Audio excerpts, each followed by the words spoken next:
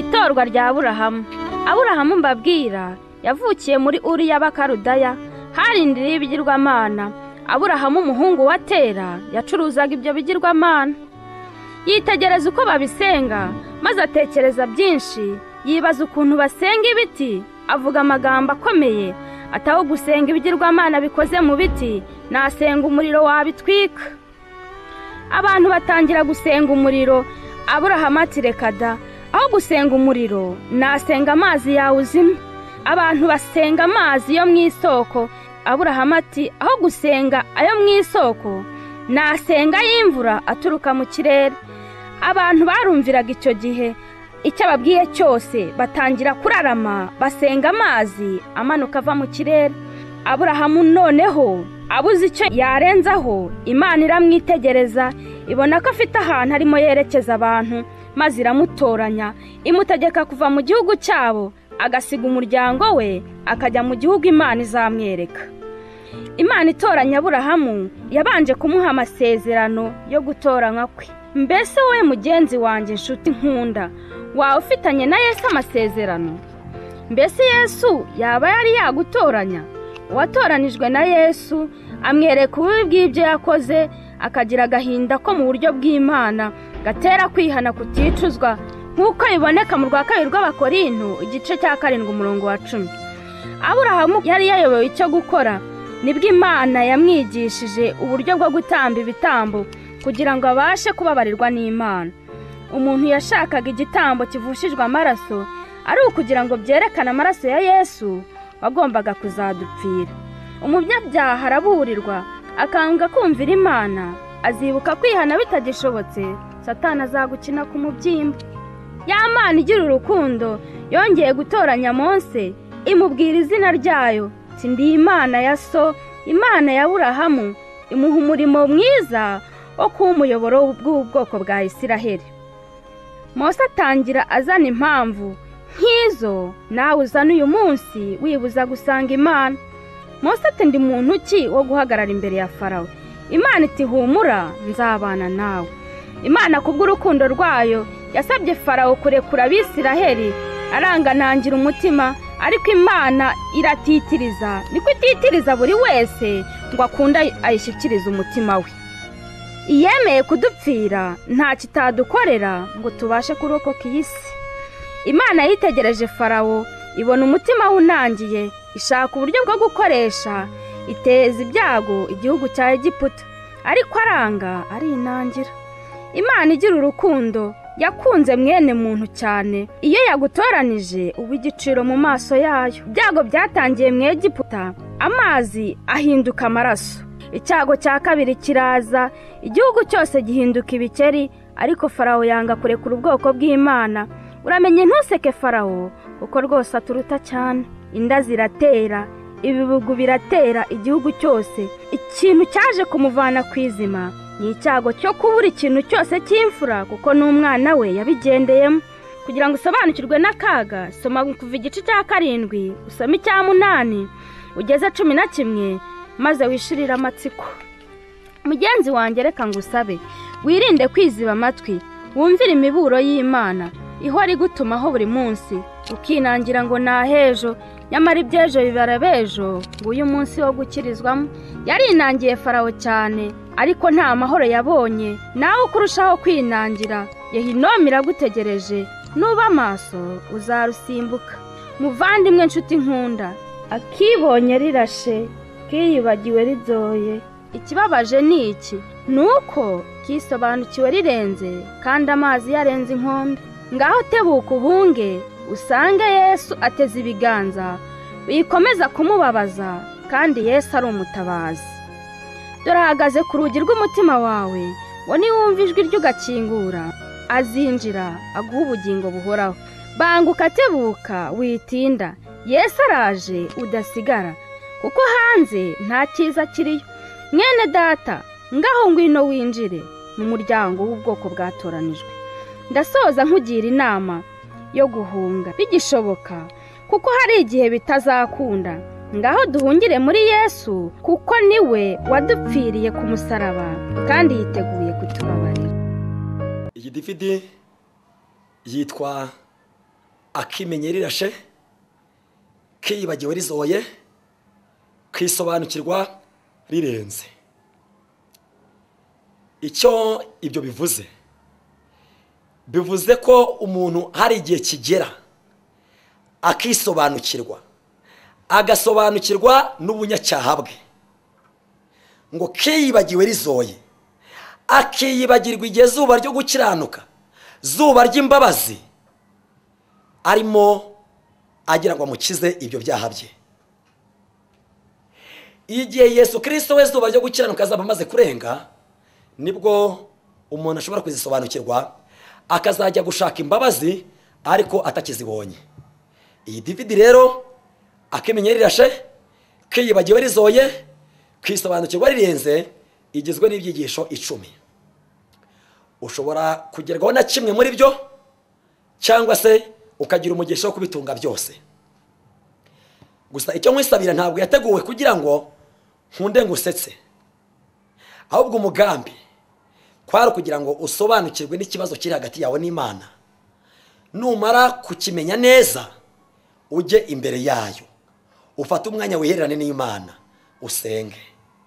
Kandi usenga atari bimumenyereye, ahubwo usaba Imana kugira ngo yishure umutima wawe. Ikindi kandi iyi David itangirwa ubuntu, wowe uzagira umugisha wo kwitunga ikagira ikikumarira.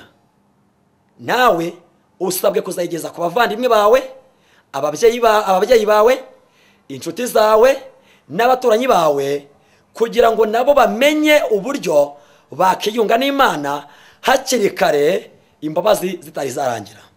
Ndagusabira kugira ngo rero umwuka w'Imana abane nawe kandi ajya gushoboza kumva ibiyikubiyemo byose mu izina rya Yesu. Nshimiye Imana cyane, kandi nawe ukwiye gushima Imana, kuko Imana yacu ni nziza kandi Imana yacu ni urukundo. Rero ngushimiye ko wemeye gutanga umwanya wawe kugira ngo ubashe kumva iri jambo ry'Imana. Ni ijambo ry'ubugingo, ni ijambo rifite akamaro. Umugambi w'iri jambo ry'Imana ugomba kusobanukirwa neza. Utegurirwa iki cyigisho kwari kugira ngo usobanukirwe nuko hagati yawe n'Imana hari ikibazo, kandi yuko byanga byakunda icyo kibazo ufitanye n'Imana kigomba gukemuka, kandi nawe ubigizemo uruhare. Niyo mpamvu rero ugomba kuba maso, ugomba gukurikirana ijambo ku ijambo, atari kumva ibyaryo gusa, ahubwo ari kugira ngo ukurikize ibyo umaze kuryumvamo. Rero amagambo ngira ngo tuganireho nawe utekerezeho nk'umuntu ndetse uvuga yuko ushaka ubugingo buhoraho, n'amagambo avuga ngo ibyo kurya bitanga ubugingo. Reka dusenge Imana kugira ngo idufashe gusobanukirwa niba ibyo kurya bitanga ubugingo. Turagushimye umuremyi w'isi n'ijuru, izina ryawe ryiza rihabwa icyubahiro. Mu by'ukuri waremye umuntu umukunze kandi umurema umwishimiye, nyamara icyaha kiza kumwangiza, ahari ubugingo hagira urupfu. None wongeye kumutegurira gahunda nziza y'ibyo kurya abasha kurya kugira ngo azabashe kubona ubugingo bw'iteka ryose. Ngaho rero buri wese, yaba njyewe ndetse n'ugiye gukurikira iby'iri jambo, umushoboze kwakira ibi byo kurya kandi bihinduke ubugingo muri we mu izina rya Yesu. Rero hari ibyo kurya abantu benshi barya mu buzima busanzwe. Bamwe barya bijumba, abandi barya amateke, abandi bakarya ibirayi, abandi bakarya inyama, amasose, amatomate, imbuto, imboga n'ibindi byo kurya bitandukanye umuntu ashobora kurya. Nyamara muri ibyo byose nta na kimwe gishobora gutanga ubugingo, ahubwo hari ibyo kurya bitanga ubugingo. Namwe muri mwitegereza uyu muntu arimo ararya, nyamara ibyo arya ntabwo birimo gutanga ubugingo. Umuntu azapfa, ariko hirya yabyo hari umuzuko, aho bamwe bazazukira guhabwa ubugingo buhoraho, abandi ntibabuhabwe biturutse ku byo kurya bazaba barariye. Niyo mpamvu rero hari ibyo kurya bitanga ubugingo, nibyo tugiye kuganiraho muri uyu mwanya. Muri Yesaya 40 murongo wa 6 kugeza murongo wa 8 hari amagambo avuga ngo ijwi ryaravuze riti rangurura. Nuko ndabaza nti mbese ndarangururira iki? Ati abantu bose bameze nk'ubwatsi, n'ubwiza bwabo bwose bumeze nk'uburabyo bwo mu gasozi. Ubwatsi buraraba, uburabyo bugahuka, kuko umwuka w'Uwiteka abuhushyeho. Ni ukuri abantu ni nk'ubwatsi. Ubwatsi buraraba, uburabyo bugahuka, nyamara ijambo ry'Imana yacu ryo rizahoraho iteka ryose. Bihita byumvikana rero yuko niba wifuza ubugingo, niba ubwifuza, ugomba kurya ibyo kurya bitanga ubugingo. Ni ibyo kurya bihoraho. Hari abo ngo byataye agaciro, byarangije Imana. Ni ijambo ridahinduka, aho Imana avuze ngo ijambo ry'Imana yacu ryo rizahoraho iteka ryose. None iri jambo ngo kurirya warirya ute?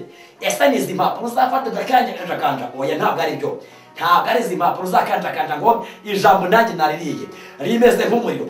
Wenda reka dufate izi ngero gatoya nawe witegereze urebe. Rimeze nk'umuriro. Icya kabiri, rimeze nk'inkota. Icya gatatu, rimeze nk'inyundo imenagura urutare. Ijambo ry'Imana rimeze nk'inyundo ibasha kumenagura urutare. Kugira ngo tubone ubugingo turasabwa kurya inyundo. Ijambo ry'Imana rirakomeye cyane kurenza inyundo. Nawe ushaka ubugingo, tamiraho, gerageza niba ushoneho turebe.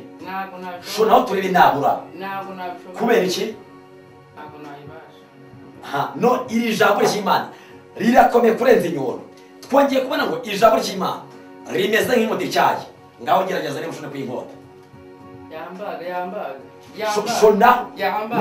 Niba ubugingo ushaka, shonaho. Yambaga. Ijambo ry'Imana kandi rimeze nk'umuriro. Ni umuriro ukongora. Aho rigeze byanga byakunda. Iri jambo rigomba gutwika. Ngaho asama. Asama vuba. Asama. Si ubugingo se. Murabona rero yuko uyu muntu yashoboye kurya ibyo kurya bitunga umubiri mu buryo bwari bumworoheye. Nyamara ibyo kurya bitanga ubugingo twamaze kubona yuko ni ijambo ry'Imana. Kandi iri jambo ry'Imana ryo ubwaryo ririgaragaza rimeze nk'umuriro, nk'uko mu Baheburayo babigaragaza no muri Yeremiya. Ryongera kumera nk'inkota, kandi iri jambo ryongera kumera nk'inyundo imenagura urutare. None iri jambo ry'Imana, kurya ijambo ry'Imana birakomeye cyane. Nk'uko uyu nawe kurya inyundo byamunaniye, kurya umuriro byamunaniye, kurya inkota byamunaniye, kuko bimukomereye cyane, kuko bimugezemo ikibazo cyavuka. Nk'uko nawe yabyivugiye ngo ari inyundo ntiyashobora kwikanjakanja, ari icyuma cyamubaga, ari umusare y'umuriro wamutwika. Nibyo koko, kugira ngo ubugingo buboneke iri jambo rigomba kuribwa.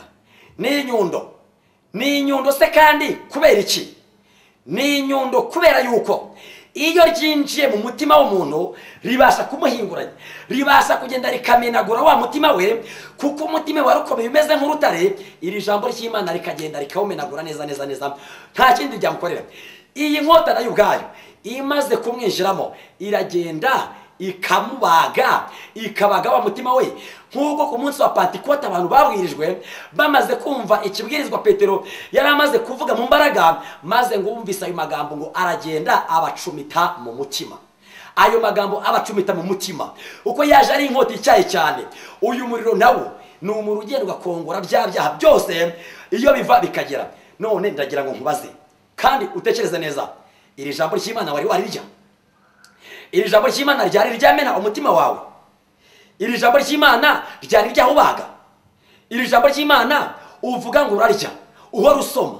Abenshi bararisoma cyangwa se yarisomerwa agataha yumva nta kibazo afite, agataha yumva nezerewe, agataha yumva ndetse yavuga ngo twafashijwe, batubwirije, arushoboye kuryisomera, akarisoma yakumva ibitotsi biraje, agahonda mu mutwe akigendera. Ijambo ry'Imana iyo ririwe, ijambo ry'Imana iyo ryinjiye mu mutima w'umuntu riragenda rikamumenagura, riragenda rikamubaga, rimwinjiramo we ubwe. Nk'uko bigaragara neza ryamwemeje ibyaha bye. Nta bundi buryo rero. Kubw'ibyo ngibyo nshuti muvandimwe wanjye, rero twamaze kubona ngo iri jambo ry'Imana ubwaryo ririhuta rikabangukira kugenzura ibyo umutima w'umuntu wibwira byose ukagambirira. None iri jambo ryari ryihuta kugera muri wowe kugeza ubwo rigenzura ibyo wibwira. Dore ko ibyo umuntu yibwira ryongera kugaragaza neza mu itangiriro igice cya 6 umurongo waho wa 5 ngo kandi ko kwibwira kose kw'imitima y'abantu ari kubi gusa iteka ryose. Wowe uribwira ngo wibwira neza, uribwira ngo ufite ibitekerezo bizima, ahari wenda uragira mu nama zitandukanye aho watumiwe ugatanga ibitekerezo bakagushima, yatanze ibitekerezo byiza, yemwe n'ibyo wavuze bakumva ntacyo barenzaho, ariko Imana iravuga ngo kandi ko kwibwira kose imitima y'abantu itekereza ni kubi gusa ndetse iteka ryose. None iri jambo ryari ryashyira n'ibyo wibwira ahagaragara, ibyo wibwira ni bibi. Iri jambo ry'Imana rero rigomba kuba ryabishura, iri jambo ry'Imana ubwaryo rigomba kuba ryabigaragaza. Usibye n'ibyo wibwira, n'ibyo wakoze ribasha kubishyira ahagaragara, n'ibyo watekereje ibyo byose ribasha kubishyira ahagaragara. None wowe ubwawe utekereje neza ibyo